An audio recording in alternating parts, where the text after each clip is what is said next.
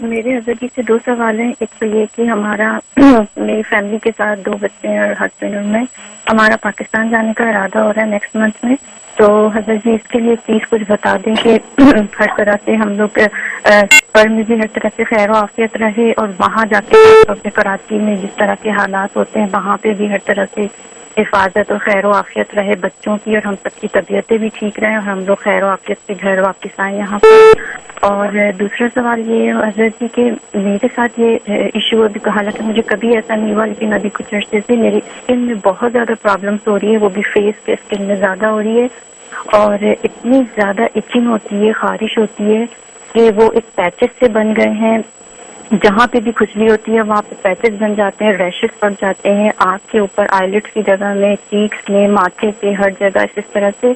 اور اب یہ جو ہے آہستہ آہستہ میرے ہینڈس میں بھی اسٹارٹ ہو رہے ہیں. میں اتنی کریمس لگا چکی ہوں, یا مطلب زیتون کا تیل یا جو بھی ہوتا ہے, اولیو آئل وغیرہ, مجھے کوئی فرق نہیں پڑتا. زیادہ ہر وقت ہی ہوتا ہے, لیکن زیادہ اس وقت ہوتا ہے جب میں کچن کے کام کرتی ہوں, بہت زیادہ ہوتا ہے. تو پلیز اس کے لیے مجھے بتا دیں کچھ. بہت شکریہ. جی ہاں, جہاں تک پہلے سوال کا تعلق ہے تو یہ تو بڑی بد نصیبی کی بات ہے کہ لوگ اپنے وطن جاتے ہیں, خوشی خوش جاتے ہیں, بغلے بجاتے جاتے ہیں, لیکن پاکستان پر ایسی کوئی آزمائش ٹوٹی ہوئی ہے کہ جو بھی پاکستانی پاکستان جاتا ہے تو اس سے پہلے دعائیں کرتا ہے, استخارے کرتا ہے, ایسے لگتا ہے کہ میدان جنگ میں جا رہا ہے. جیسے ابھی آپ بتا رہی زندہ سلامت واپس آ جائیں, وہ مجھے بڑا اچھا نعرہ لگتا ہے. وہ کبھی نعرہ لگتا تھا پاکستان زندہ باد, تو اس میں جوک بنا ہوا پاکستان سے زندہ بھاگ, پاکستان سے زندہ بھاگ.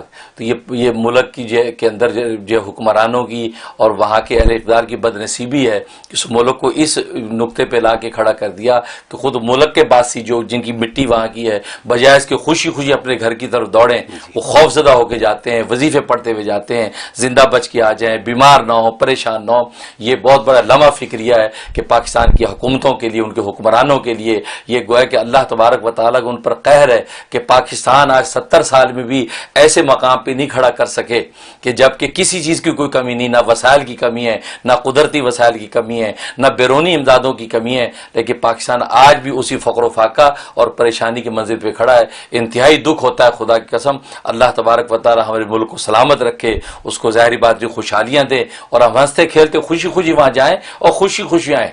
جیسے ابھی آپ خوف ظاہر کر رہی ہیں, آپ ایک نہیں, ہر دوسرا آدمی جانے سے پہلے مجھے یہ درخواست کرتا ہے. تو اللہ سے دعا ہے کہ اللہ تبارک و تعالی ہمارے ملک کو, پاکستان کو سلامت رکھے اور برے لوگوں سے اس کو پاک کر دے, کیونکہ پاکستان کا مطلب کہ پاک لوگوں کی زمین, اس کا پاکستان کا معنی یہی ہے. تو اللہ اس کو پاک لوگوں کی زمین بنا دے, اور جو ناپاک ہے اللہ ان کو پاک کر دے.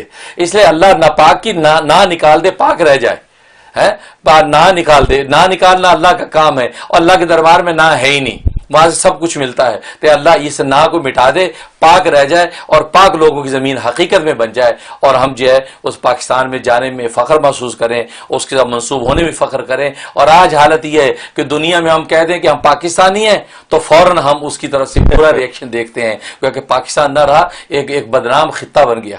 اللہ تبارک و تعالی ہم ملک کی حفاظت فرمائے اور دشمنوں سے اس کو محفوظ رکھے. تو اس کے لیے آپ نوٹ کر لیں سورۃ بنی اسرائیل آیت نمبر 80, یہ 41 ٹائم زور کے بعد یا عشاء کے بعد پڑھیں, اول آخر 11 مرتبہ درود شریف, یہ پڑھ کے آپ جو ہے اس کا اہتمام رکھیں, وہاں بھی پڑھتے رہیں, انشاءاللہ ہر طرح کی حفاظت اور عافیت رہے گی. اور جو دوسرا سوال ہے بڑا اہم ہے اور اکثر لوگوں کی تکلیف ہو جاتی ہے, اس کے لیے ایک بوٹل لیں جس میں 8 گلاس پانی اس میں آ جائے.